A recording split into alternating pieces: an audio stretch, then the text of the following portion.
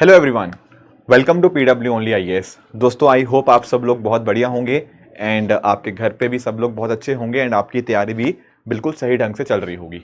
दोस्तों, आज के सेशन के अंदर हम क्या करेंगे, हम इकोनॉमी के कुछ टॉपिक्स देखेंगे। बेसिकली पिछले एक वीक यानी कि 25 फरवरी से लेके आज यानी कि 2 मार्च के बीच में जो भी कुछ इम्पॉर्टेंट इकोनॉमी के कुछ करंट अफेयर्स हैं, हम उनको आज के सेशन में डिस्कस करने की कोशिश करेंगे। उनके स्टैटिक पार्ट को रिलेट करेंगे करंट अफेयर्स के साथ एंड अंडरस्टैंड करेंगे कि दोनों का लिंकेज क्या है। राइट। तो अगर आपको इस सेशन की पीडीएफ चाहिए तो वो आपको मेरे Telegram channel Rishabh Sharma sir PW यहाँ पे मिल जाएगी। बाकी जो कुछ इम्पॉर्टेंट कॉन्टेंट होगा वो भी मैं आपके साथ यहीं पर शेयर कर दूंगा। ठीक है, ओके स्टार्ट करते हैं। देखो, पहला जो हमें टॉपिक अंडरस्टैंड करना है वो है दरअसल में पीएमआई के बारे में। किसके बारे में? पीएमआई के बारे में। What exactly is PMI? Let us try and understand. See, PMI is nothing but it is purchasing managers index. Word देखो, समझते रहना वर्ड को, परचेजिंग मैनेजर्स इंडेक्स। क्या होता है सर ये पीएमआई? देखो यार, एक चीज अंडरस्टैंड करो। मान लेते हैं मैं हूं और मैं एक सर्वे करने गया। कहाँ गया सर्वे करने? मैं एक फैक्ट्री के मालिक के पास गया। मैंने उसको जाके कुछ सवाल पूछे। क्या सवाल पूछे? मैंने उसको सवाल पूछा कि यार ये बताओ, क्या इस बार कैसा धंधा कैसा चल रहा है ना? ये सवाल पूछे मैंने उसको पूछा कि यार बिजनेस ऑर्डर्स आ रहे हैं या नहीं आ रहे, है ना? एम्प्लॉयमेंट का लेवल कैसा है, इन्वेंट्री कितनी की पड़ी हुई है। अब मैं ना इसके ये जो सवाल है ना उससे कहीं ना कहीं आइडिया लगाने की कोशिश करूंगा कि ये जो पर्टिकुलर बिजनेस है या जो पर्टिकुलर कंपनी की मैं बात कर रहा हूँ, एंटिटी की बात कर रहा हूँ, क्या वो पहले से बढ़िया परफॉर्म कर रहा है, खराब परफॉर्म कर रहा है या उतना ही परफॉर्म कर रहा है। मतलब कि पिछले महीने कैसा परफॉर्म किया था, उससे बेहतर चीजें हो रही हैं, उससे खराब चीजें हो रही हैं, या जैसी पिछले महीने चल रही थी वैसी ही चीजें हो रही हैं। उसके हिसाब से मैं एक आइडिया लगाने की कोशिश कर रहा हूं कि भारत की अर्थव्यवस्था सही डायरेक्शन में है या नहीं। मतलब पिछले महीनों के कंपैरिजन में हम आगे बढ़ रहे हैं या नहीं बढ़ रहे।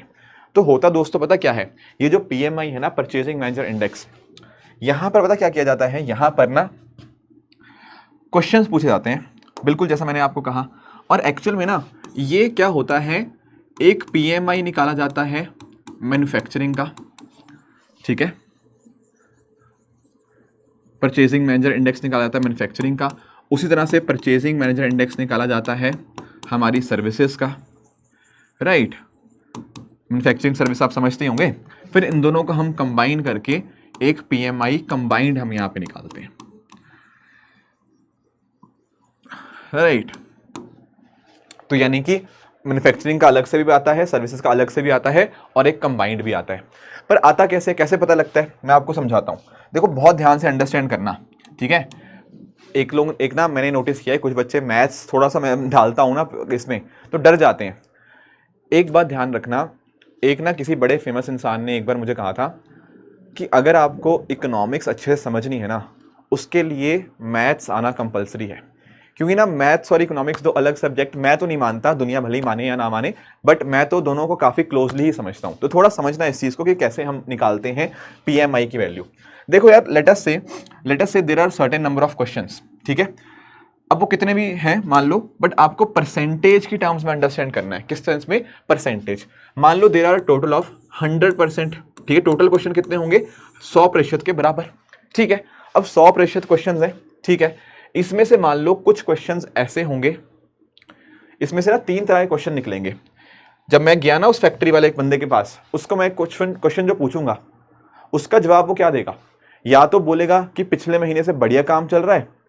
कुछ सवाल उसके ऐसे होंगे जो कहेगा कि हाँ यार, पहले से एम्प्लॉयमेंट लेवल बढ़िया चल रहा है, नए नए ऑर्डर ज्यादा आ रहे हैं पहले के मुकाबले में।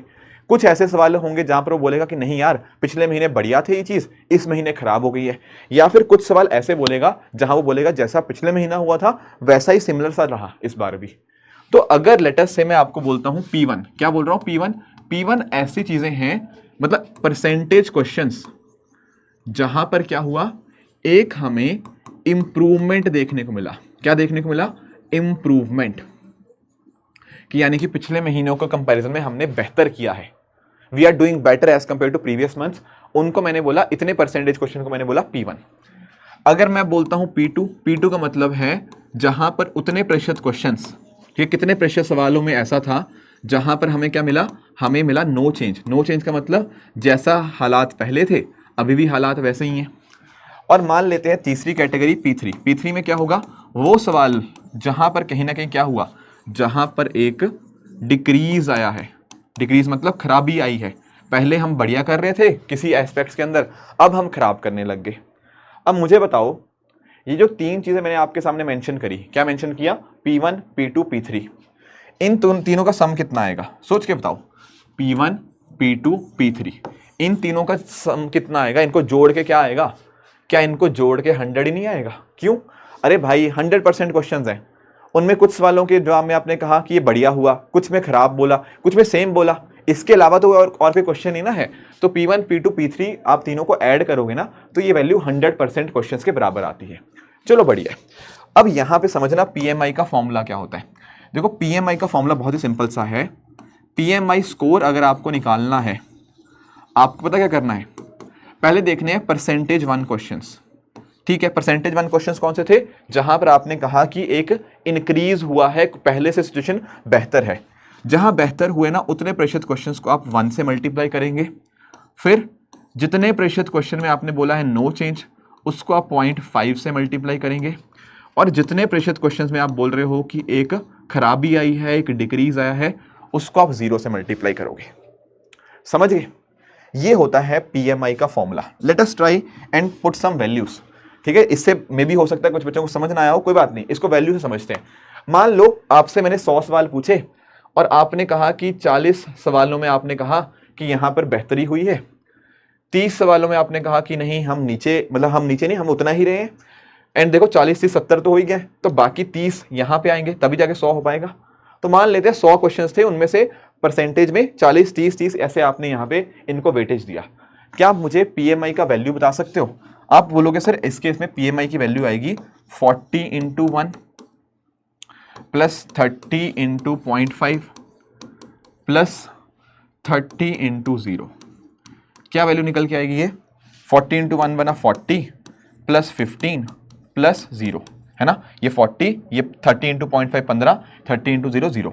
कितनी वैल्यू आई? ये आई सर वैल्यू आई 55 सॉरी, ये वैल्यू आई 55।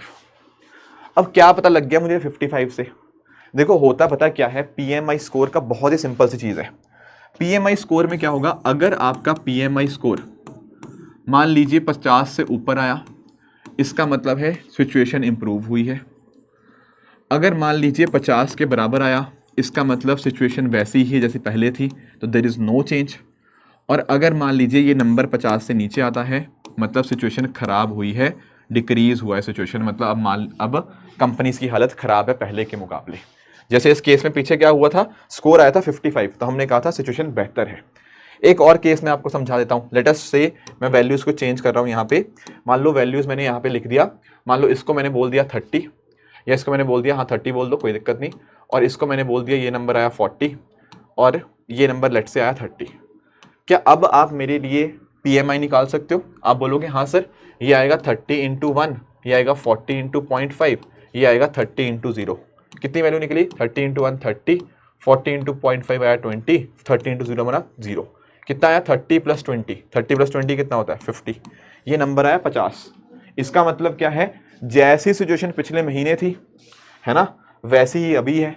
तो यहां पर चीज होती है नो चेंज वाली। Are you able to understand? तो 50 is consider as the benchmark.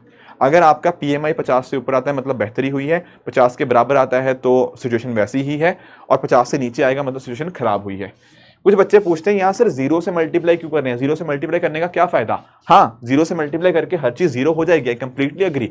पर होता क्या है ना, हमारे पास 100% ऑफ द क्वेश्चन है, उनमें से कुछ परसेंटेज इंप्रूव हुए, कुछ परसेंटेज में कोई चेंज नहीं आया, कुछ परसेंटेज में डिक्रीज देखने को मिला। तो डिक्रीज को हम 0 बोलते हैं, नो चेंज को आधा बोलते हैं, और बेहतरी को हम 1 बोलते हैं। इस तरह से हम यहाँ पे कैटेगराइज करते हैं इन चीजों को, एंड उस कैटेगराइजेशन के बेसिस के ऊपर हमारे पास ये PMI स्कोर आता है 50 के बराबर, 50 से ऊपर या 50 से नीचे। ये चीज आपको ध्यान में रखनी है। अब आते हैं करंट मुद्दे के ऊपर कि आखिर करंट में क्या बात हुई है। दोस्तों करंट की अगर हम बात करें कि अभी क्या चल रहा है न्यूज के अंदर, तो आप नोटिस कर पाओगे इंडिया का ना, ये देखना कॉम्पोजिट, कॉम्पोजिट का मतलब क्या होता है? कॉम्पोजिट का मतलब इकट्ठा, इकट्ठा मतलब सर मैन्युफैक्चरिंग का अलग निकाला था अपना सर्विसेज का अलग निकाला था, फिर जब दोनों का इकट्ठा निकाला उसको हमने बोलिया composite purchasing manager index increase to 60.6।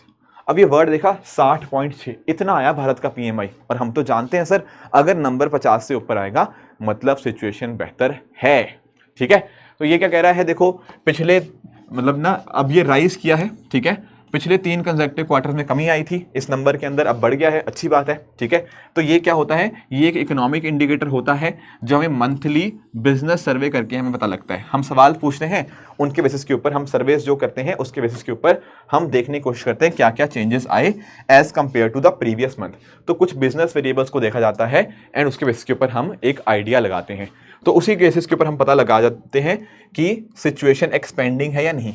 Expanding कब होगी, जब आपका स्कोर 50 से ज्यादा आएगा। कॉन्ट्रैक्टिंग कब होगी, जब आपका स्कोर 50 से कम आएगा। और ये तीसरा पॉइंट है रिमेनिंग स्टेबल। स्टेबल कब आएगा, जब आपका स्कोर 50 के इक्वल आएगा।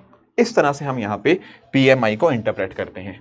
अब आपके दिमाग में आएगा सर ठीक है, हमने कंपनीज में सर्वे वगैरह कर लिया, पर क्या क्या सवाल पूछे जाते हैं, कौन कौन से वेरिएबल्स हैं। जैसे इसमें 5 आपको पता होने चाहिए। पहला है न्यू ऑर्डर्स। देखो नए ऑर्डर अगर आपकी कंपनी को मिल रहे हैं ना, मतलब सिचुएशन अच्छी है। अगर मान लो आपने कंपनी खोल रखी है और आपको कोई नया ऑर्डर ही नहीं दे रहा, मतलब मार्केट में मंदी चल रही है एक तरह से, तो वो पता लग जाता है हमें यहाँ पे न्यू ऑर्डर्स के बेसिस के ऊपर। आउटपुट कैसा आपका आ रहा है, एम्प्लॉयमेंट स्टेटस कैसा है, सप्लायर कितनी देर में डिलीवरी कर रहे हैं, ठीक है ना, क्योंकि अगर सप्लायर डिलीवरी में दिक्कत कर रहा है तो उससे भी कहीं ना कहीं कुछ कंसर्न हो सकते हैं। एंड कहीं ना कहीं आपकी इन्वेंट्री, जो आपने स्टॉक ऑफ आइटम जो परचेज किया हुआ है वो कितना है। इस तरह के सवाल, मतलब इनके ऊपर, इन वेरिएबल्स के बेसिस के ऊपर सवाल पूछे जाते हैं एंड ये मंथली बेसिस के ऊपर होते हैं, जिसके माध्यम से हम कहीं ना कहीं रियल टाइम के अंदर क्या क्या ट्रेंड है चीजों का, उनको हम यहाँ पे अंडरस्टैंड कर सकते हैं। बाकी चीजें मैंने आपको बताई दी पीएमआई के बारे में, है ना। ये 5 वेरिएबल्स हमने डिस्कस कर लिए, राइट। ये देखो ना, एक होता है मैन्युफैक्चरिंग पीएमआई, एक होता है सर्विस पीएमआई, और ये दोनों का कंबाइंड जिसको हम कंपोजिट फ्लैश पीएमआई बोलते हैं। मैन्युफैक्चरिंग में देखेंगे किस तरह से प्रोडक्शन लेवल वगैरह हुआ। सर्विस में क्या देखेंगे, हम देखेंगे सर्विस सेक्टर, जैसे आपका फाइनेंस, आपका हेल्थ केयर, आपका आईटी, रिटेल, इसमें क्या क्या काम हुआ, ठीक है ना। इसमें प्रोडक्शन लेवल तो मेजर करना मुश्किल है, पर बिजनेस एक्टिविटी कैसी हुई हम उसको यहाँ पे देखते हैं, ठीक है। तो सर्विस ओरिएंटेड में वैसे देखा जाता है। एंड फिर एक कंबाइंड इंडेक्स है जिसको हम कंपोजिट फ्लैश इंडेक्स भी कहते हैं, उसका भी हम इस्तेमाल करते हैं in order to generate the complete picture दोनों को देखने के बाद। क्लियर है। तो इसके बेसिस के ऊपर हमारा जो पीएमआई है वो पता लग जाता है। पीएमआई 50 से ऊपर आया तो एक्सपेंशन, नीचे से आया तो कॉन्ट्रैक्शन। एंड भारत में जो पीएमआई का सर्वे करता है, वेरी वेरी इंपॉर्टेंट पॉइंट, आपको ध्यान में क्या रखना है, पीएमआई का सर्वे कौन करता है, S&P ग्लोबल के द्वारा इसका यहाँ पे जो सर्वे है किया जाता है, जो कि पहले IHS मार्केट के द्वारा किया जाता था, ठीक है। तो 500 मैन्युफैक्चरिंग कंपनीज होती हैं, उनके सर्वे से हमारा पीएमआई निकलता है। एंड रीसेंट ट्रेंड्स मैंने आपको यहाँ पे बता ही दिए। ये रीसेंट ट्रेंड्स उतने इंपॉर्टेंट नहीं रहते हैं, बट हमें जो स्टैटिक पोर्शन था यहाँ पे पीएमआई का वो समझ आना चाहिए था, एंड वो हमने डेफिनेटली यहाँ पे अंडरस्टैंड कर लिया है, राइट। आगे आते हैं अगले टॉपिक के ऊपर। ये भी आपने न्यूज़ सुनी होगी शायद, USD INR स्वैप ऑक्शन के रिगार्डिंग। मैं आपको यहाँ पे ना स्वैप का मतलब समझाता हूँ। आप लोगों ने ये वर्ड सुना स्वैप, कहीं पर भी इंग्लिश में तो सुना ही होगा स्वैप। स्वैप होता है बदल देना, ठीक है। लेट अस से मेरे पास ये फ़ोन है एक पड़ा हुआ, और ये एक एसी का रिमोट है। अगर ये जिस बंदे के पास एसी का रिमोट था, जिसके पास ये फ़ोन था, अगर हमने स्वैप कर लिया कि भाई ये तू रख ले, ये मुझे दे दे, क्या हो गया, ये चेंज कर दिया ना इससे, तो इसको बोलते हैं स्वैप करना। अब क्या चीज़ स्वैप की बात कर रहे हैं यहाँ पे, देखो यार एक चीज़ अंडरस्टैंड करना, ध्यान से अंडरस्टैंड करना, समझना इस बात को। मान लेते हैं इन दोनों की वैल्यू सेम है, क्या है, इन दोनों की मान लो वैल्यू सेम है, ये भी एक्स अमाउंट का है, ये भी एक्स अमाउंट का है, पर मैं पता क्या चाहता हूं, मैं चाहता हूं मुझे थोड़ी देर के लिए ये मिल जाए, क्या मिल जाए, ये फोन मिल जाए। तो मैं बोलूंगा, मान लो ये 2 बंदे हैं ना, 2 बंदों के पास ये 2 आइटम्स है, तो ये क्या करेंगे, इंटरचेंज कर लेंगे इस चीज को, क्योंकि हो सकता है इस वाले पर्सन को इस फोन की जरूरत हो, इसीलिए इंटरचेंज किया। बाद में जब इसके पास एनफ सप्लाई होगी तो ये वापस से इंटरचेंज कर लेंगे। इसको बोलते हैं स्वैप। जब भी कोई चीज आप इंटरचेंज करते हो that is known as swap, ठीक है। पर यहां पर सर हम किस चीज को स्वैप करने की बात कर रहे हैं, देखो आप इस बात को समझना, यहाँ पे स्वैप की मतलब क्या है। जैसे ये है हमारा reserve bank of India, RBI, बढ़िया बढ़िया बढ़िया, और यहाँ पर हमारे अलग अलग बैंक्स होते हैं। सर कौन से बैंक्स, अरे कोई भी यार, आपका जैसे HDFC, ICICI, SBI, कोई भी ऐसे आपका बैंक है, ठीक है। अब RBI ने अभी पता क्या किया, आप उस बात को समझना, RBI क्या करने की कोशिश कर रहा है। देखो यार, आरबीआई ना अभी स्वैप कर रहा है। क्या स्वैप कर रहा है? Dollar rupee swap. Word understand करना, डॉलर रुपी स्वैप। क्या पता लग रहा है आपको ये शब्द पढ़ के, डॉलर रुपी स्वैप पढ़ के आपको क्या समझ आ रहा है यहां पे? सर मुझे ये समझ आ रहा है, स्वैप तो हम समझते हैं इंटरचेंज करना, जैसे अभी फोन और अपना एसी का रिमोट हमने इंटरचेंज किया था। तो क्या यहां पर भी यही मतलब है कि हम डॉलर और रुपी को स्वैप करेंगे? हाँ जी बिल्कुल। कैसे करेंगे? देखो पहले पता क्या होगा, अभी जो आरबीआई करने जा रहा है, आरबीआई पता क्या करेगा? आरबीआई बैंक से क्या करेगा? आरबीआई बैंक से डॉलर परचेज करेगा, यानी कि बैंक आरबीआई को डॉलर देगा, आरबीआई बदले में बैंक को रुपी देगा। ठीक है, तो पहली बात मुझे बताओ, क्या ये एक स्वैप हुआ? हाँ बिल्कुल। बैंक से आरबीआई ने डॉलर खरीद लिए, बदले में उसने यहां पे रुपी दे दिया, तो स्वैप कर दिया। अब आगे जाके फ्यूचर में पता क्या होगा? फ्यूचर में ये फिर से स्वैप करेंगे। मतलब अभी जो किया जा रहा है ना, आई थिंक 3 साल के लिए किया जा रहा है, अभी जो सिचुएशन है वो 3 साल के लिए किया जाएगा, यानी कि 3 साल बाद पता क्या होगा? अब ये जो डॉलर्स जो आरबीआई ने खरीदे थे और बैंक ने उसके बदले में रुपए ले लिए थे, राइट। अब 3 साल बाद पता क्या होगा? 3 साल बाद ये रुपए है, ये वापस आरबीआई खरीद लेगा एंड बदले में उसको डॉलर्स दे देगा। Are you able to understand? तो यहां पर हुआ क्या, चीजें स्वैप हुई हैं। एक मतलब आरबीआई ने इसको डॉलर दे दिए, सॉरी आरबीआई ने डॉलर खरीद लिए यहां से बैंक से और बदले में उसको रुपए दे दिए। 3 साल के बाद आरबीआई क्या करेगा? आरबीआई उससे जो डॉलर्स जो रुपए दिए थे वो रुपए वापस ले लेगा एंड बदले में उसको डॉलर दे देगा। आप बोलोगे सर ये कर क्यों रहे हैं, मतलब क्या फायदा क्या हो रहा है इस चीज से? देखो यार ना, ये सिर्फ रुपए डॉलर की बात नहीं है, ये इंटरनेशनल करेंसीज में भी, इंटरनेशनल कंट्रीज के बीच में ये चीज होती है। मैं आपको समझाता हूं। अभी पता क्या है, अभी ना मार्केट में थोड़ी लिक्विडिटी का इशू है। लिक्विडिटी आप समझते हो, कैश का थोड़ा इशू है, रुपी का थोड़ा इशू है। थोड़ा रुपी होगा तो कहीं ना कहीं हम ग्रोथ वगैरह बढ़ा पाएंगे, राइट। तो आरबीआई पता क्या कर रहा है? आरबीआई बैंकों को रुपया पास करने की कोशिश कर रहा है। जैसे आपके एचडीएफसी, आईसीआई, इनके पास रुपए की कमी चल रही है पर इनके पास डॉलर्स पड़े हुए हैं। और आरबीआई का आप लोग जानते होंगे, अगर मैं बात करूं फॉरेन एक्सचेंज रिजर्व की, जो फॉरेक्स रिजर्व है, जो तिजोरी की हम बात करते हैं, जिसमें इनके पास फॉरेन करेंसी एसेट्स वगैरह पड़े होते हैं, हमने डिस्कस किया हुआ है पिछले इकोनॉमी वीकली के अंदर कि वो कम कम होते होते $600 बिलियन के आसपास चल रहा है। अब आरबीआई चाहता है कि उसके पास थोड़े डॉलर्स आ जाएं ताकि उसको आगे यूटिलाइज कर पाए, और वो साथ में आरबीआई ये भी चाहता है कि बैंकों के पास थोड़ा पैसा जाए, थोड़ा लिक्विडिटी जाएगा बैंकों के पास, आगे वो चीजें लैंड कर पाएंगे, उससे कहीं ना कहीं क्या हो पाएगा? उससे कहीं ना कहीं अर्थव्यवस्था में हम ग्रोथ लेके आ पाएंगे, हमारा जीडीपी ग्रोथ रेट उससे बढ़ सकती है। ठीक है, इसी पर्पस को अचीव करने के लिए आरबीआई क्या कर रहा है? आरबीआई बैंकों से डॉलर खरीद रहा है, बदले में क्या करेगा? उनको रुपया देगा। आगे जाके जो 3 साल के लिए हम ये यूएस डॉलर रुपी स्वैप कर रहे हैं, बाद में जाके इसका उल्टा प्रोसेस हो जाएगा कि जो आरबीआई ने इन बैंकों को रुपया दिया था वो वापस ले लेगा एंड बदले में उनको डॉलर प्रोवाइड कर देगा। पर ये इतना आराम से होता नहीं है जितना मैंने आपको आराम से समझा दिया। क्यों? क्योंकि एक्चुअली में ना इसमें एक प्रोसेस चलता है। प्रोसेस किस चीज का? किस बैंक को देना है ये पैसा, ये डिटरमिन करना पड़ेगा। तो एक्चुअली में ना बैंक्स जो होते हैं यहां पर अपनी बिड लगाते हैं, बिड। ठीक है, कि लेटस से अभी $1 मान लो 87 चल रहा है, लेटस से इसके आसपास चल रहा है, तो कौन सा बैंक है जो आरबीआई को ज्यादा पैसा पे कर सकता है, मतलब सबसे ज्यादा बेनिफिट आरबीआई को कब होगा? तो यहां पर अलग अलग बैंक्स अपनी बिड लगाएंगे, जो सबसे सही बिड लगाएगा, जिसमें आरबीआई को ज्यादा फायदा होगा, आरबीआई वो चीज करेगा।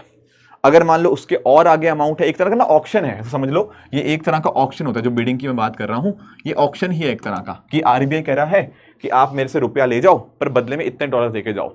जो सबसे बेहतरीन बिड देगा आरबीआई के हिसाब से, तो उसको यहां पर ये चीज मिल जाएगी। पर पॉइंट पता क्या है, इसके माध्यम से हो क्या रहा है? हो यही रहा है कि रुपया मार्केट में आएगा, कहीं ना कहीं बैंक के पास आएगा, लिक्विडिटी बढ़ेगी एंड आरबीआई के पास में जो फॉरेक्स रिजर्व कम हो रहे हैं उसको भी वो बढ़ा लेगा। आगे जाके उसको लगता है जैसे 3 साल के लिए प्रोसेस कर रहे हैं, आगे जाके उसको वापस कर लेगा। तो इसको हम बोलते हैं हम 2 लेग्स, मतलब फर्स्ट लेग और second leg. What do mean by these first leg and second leg?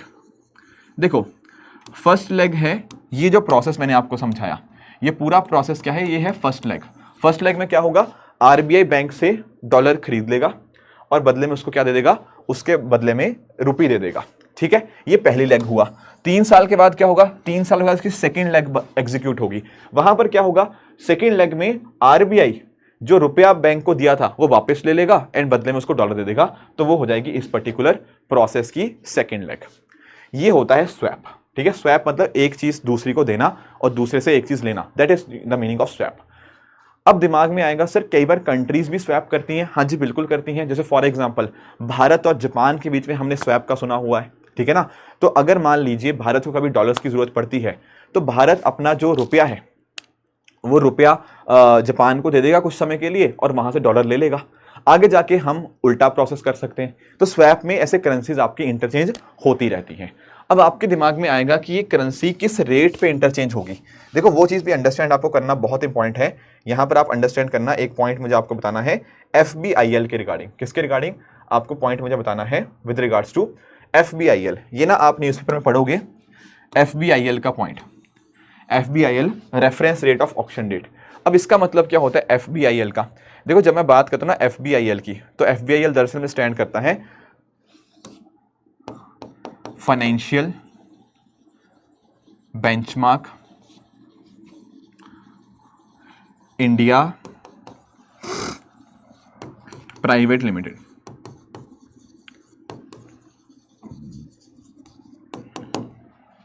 Financial benchmark India private limited, ये है आपका FBIL। FBIL दरअसल में पता क्या बताता है? FBIL दरअसल में ये बताता है कि अगर मान लीजिए दो करेंसीज इंटरचेंज होनी है, अगर इंटरनेशनल करेंसीज की बात कर रहा हूं, तो लेट अस से रुपी डॉलर या रुपी यूरो या रुपी कोई और पर्टिकुलर करेंसी के साथ को तो किस रेट पे एक्सचेंज होनी है, वो यहां पर बताया जाता है FBIL। ठीक है, ये जो FBIL रेफरेंस रेट है ना, ये एक बेंचमार्क रेट की तरह काम करता है।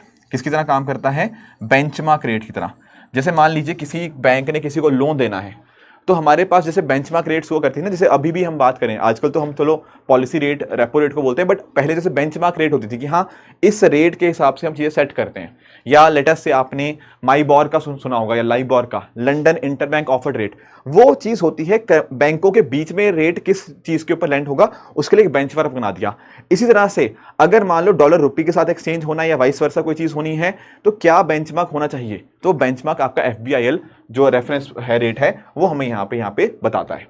तो ये कुछ बातें थी, बाकी अदरवाइज इतना देखो ये टॉपिक उतना इंपॉर्टेंट नहीं है जितना इन न्यूज़पेपर में बात होती है, बट एक डेफिनेट एक आइडिया होना चाहिए कि स्वैप क्या है। एक simple buy sell foreign exchange swap है फ्रॉम द RBI साइड। ठीक है, जो बैंक होगा वो US डॉलर बेचेगा RBI को, एंड साइमल्टेनियसली वो सेम अमाउंट के US dollar at the end of swap period, जो 3 साल का स्वैप पीरियड है ना, उसके बाद वो वापस उसको डॉलर को खरीद लेगा। यानी कि वही सेम चीज, RBI ने डॉलर अभी खरीदे, 3 साल के बाद वो उसी को यहाँ पे डॉलर्स जो है वो बेच देगा। This is the process of USD INR swap auction. I hope ये ऑक्शन वर्ड क्यों आया, ये बात भी आप लोग यहाँ पे समझ गए होंगे। ठीक है, अगला टॉपिक हमें जो अंडरस्टैंड करना है वो समझना है हमें क्रिटिकल मिनरल्स के रिगार्डिंग। अब आप पूछोगे क्रिटिकल मिनरल्स क्या होते हैं? देखो हमारी ना एक मिनिस्ट्री है, आप लोग जानते होंगे, मिनिस्ट्री ऑफ माइंस। ठीक है, मिनिस्ट्री ऑफ माइंस दरअसल में ना इसने एक रिपोर्ट बनाई थी। ठीक है, इस रिपोर्ट के अंदर ना उसने लगभग 30 मिनरल्स ऐसे कैटेगराइज किए हैं जो क्या हैं, जो क्रिटिकल हैं। सर क्रिटिकल किसके लिए? क्रिटिकल हमारे देश के लिए, हमारे देश की इकोनॉमी के लिए। देखो यार एक्चुअली पता क्या होता है, कुछ चीज़ें हैं जो आने वाले फ्यूचर के अंदर बहुत ज़्यादा काम आएंगी।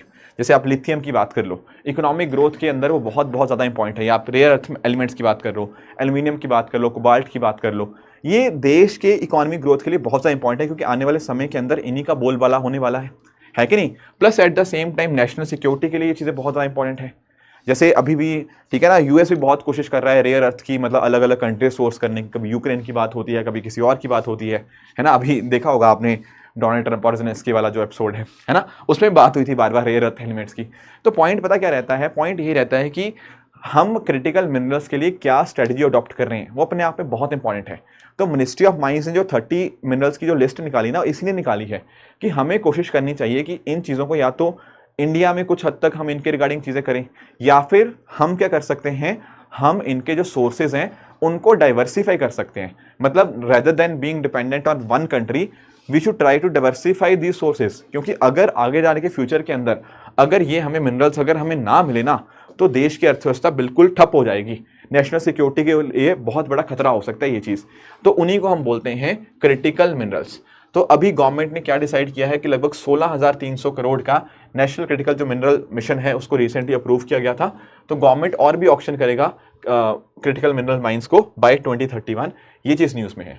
और ये जो मिशन है NCMM national critical mineral mission, ये कोशिश यही करता है कि भारत इन क्रिटिकल मिनरल्स के अंदर किस तरह से आत्मनिर्भर या सेल्फ रिलायंट हो सकता है, क्योंकि ये मिनरल्स हमारी रिन्यूएबल एनर्जी के लिए, इलेक्ट्रॉनिक्स के लिए, डिफेंस सेक्टर के लिए बहुत बहुत यहाँ पे इंपॉर्टेंट बन जाएंगे। तो डोमेस्टिक प्रोडक्शन हमें इंक्रीज करनी है, इंपोर्ट्स के ऊपर डिपेंडेंस जहाँ जहाँ पे हो सकता है उसको खत्म करना है, और अगर पॉसिबिलिटी है तो उसको डाइवर्सिफाई करना है। बाकी end to end mineral development को कवर करता है ये जो मिशन है। फाइनेंशियल सपोर्ट यहाँ पे प्रोवाइड की जाती है, पब्लिक प्राइवेट कोलैबोरेशन है ताकि पीएसयू और प्राइवेट कंपनीज मिलकर इन्वेस्ट कर पाएँ आपके माइनिंग प्रोजेक्ट्स के अंदर। एंड डेफिनेटली हमने जो MMDR एक्ट है ना हमारा, mine and mineral development and regulation act, ठीक है, उसके अंदर भी हमने 2023 में यहाँ पे चेंजेस करे थे, तो वो लीगल फ्रेमवर्क भी इसको यहाँ पे बैक करता है।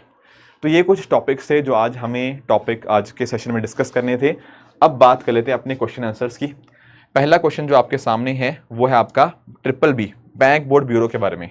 देखो यार, ये पुराना क्वेश्चन है, अब तो बैंक बोर्ड ब्यूरो का जो फॉर्म है वही चेंज हो चुका है। आपको क्या करना है, आपको मुझे इसकी जगह के ऊपर क्या बना था वो भी बताना है। ये क्वेश्चन का आंसर तो आप करोगे, plus at the same time इसकी जगह के ऊपर अब नया क्या बना है आप मुझे वो चीज़ भी यहाँ पे बताएंगे। दूसरा आज का आपका होमवर्क रहेगा RBI के बारे में, इसको भी आप पढ़ के यहाँ पे बता सकते हो इसका करेक्ट आंसर क्या है। लास्ट वीक मैंने आपको एक क्वेश्चन दिया था स्टेरिलाइजेशन के रिगार्डिंग। देखो ये चीज़ भी काफ़ी न्यूज़ में रहती है, इनफैक्ट हम तो इसको अपने स्टैटिक पोर्शन में भी कवर करते हैं कि जो ओपन मार्केट ऑपरेशंस कंडक्ट किए जाते हैं ना, जो स्टेरिलाइजेशन है वो उसी का ही एक हिस्सा माना जाता है। होता पता क्या है, जैसे मान लीजिए भारत में बहुत सारे डॉलर्स आ गए, क्या आगे, भारत में बहुत सारे डॉलर्स आ गए। अब डॉलर्स तो भारत में नहीं होंगे, उनको कहीं ना कहीं कन्वर्ट कराना पड़ेगा रुपीज़ के अंदर। उस वजह से क्या होता है, रुपीज़ की डिमांड कहीं ना कहीं बढ़ने लग जाती है। अब रुपी का बढ़ना अपने आप में थोड़ा चैलेंजिंग हो जाता है हमारे लिए, एंड उस वजह से हम ओपन मार्केट ऑपरेशन के माध्यम से हम कोशिश करते हैं चीज़ों को स्टेबलाइज करने की, ताकि वो वॉलेटिलिटी थोड़ी सी कम हो पाए। तो इसी को बोला जाता है क्या, आपका स्टेरिलाइजेशन। तो इसी वजह से आपका काफ़ी आसान क्वेश्चन है, यूपीएससी ने 2023 में पूछा था। Option number A will be the right answer. दूसरा यहाँ पे आपके सामने जो क्वेश्चन है वो ये है कि इन चारों में से क्या क्या चीज़ें आपकी कैपिटल मार्केट के अंदर आती हैं। देखो यार, ये तो बहुत ही फंडामेंटल क्वेश्चन है, हम डिस्कस करते ही हैं। एक होती है मार्केट, हमारी मनी मार्केट, और एक होता है हमारा कैपिटल मार्केट। अब इसमें क्या होता है, मनी मार्केट के अंदर जो आपके शॉर्ट टर्म हमें देखने को मिलते हैं, जैसे RBI जिसको रेगुलेट करता है वो यहाँ आ जाते हैं। बाकी सेबी के अंतर्गत जो आते हैं वो कैपिटल मार्केट में हमें देखने को मिल जाते हैं। अब अगर आप यहाँ पे पढ़ो कॉल मनी मार्केट, सर इसके तो नाम में ही मनी मार्केट आ गया, तो डेफिनेटली वो तो मनी मार्केट का ही पार्ट होगा। इस तरह से जब हम बात करते हैं ना टी बिल्स की भी, तो टी बिल्स भी आपके मनी मार्केट का हिस्सा होते हैं, जो कि हमने काफ़ी डिटेल में स्टार्टिंग में पढ़े ही हैं। पर अगर मैं बात करूं कैपिटल मार्केट की, तो आपकी जो स्टॉक मार्केट है एंड आपकी जो गवर्नमेंट बॉन्ड मार्केट है, ये दोनों एस्पेक्ट आपके कैपिटल मार्केट के अंदर आ जाते हैं। और जो कॉल मनी मार्केट और टी बिल्स हैं ये आपके मनी मार्केट में आएंगे, ठीक है। These two are money market instruments, this and this is capital market. तो इसीलिए आप नोटिस कर पाओगे हमसे पूछा है कितने कैपिटल मार्केट के अंदर इंक्लूड है, the answer is option number B, only 2 are included, right. तो दोस्तों ये थी हमारी आज की डिस्कशन। अगर आपको PDF चाहिए होगी तो आपको वो टेलीग्राम चैनल पे यहाँ पे जाके मिल जाएगी। आई होप दोस्तों आज का जो सेशन था वो आपके लिए फ्रूटफुल रहा होगा। इसी तरह से आप सब लोग अपने एंड पे हार्डवर्क करते रहिए। Thank you so much for joining, all the very best, thank you so much.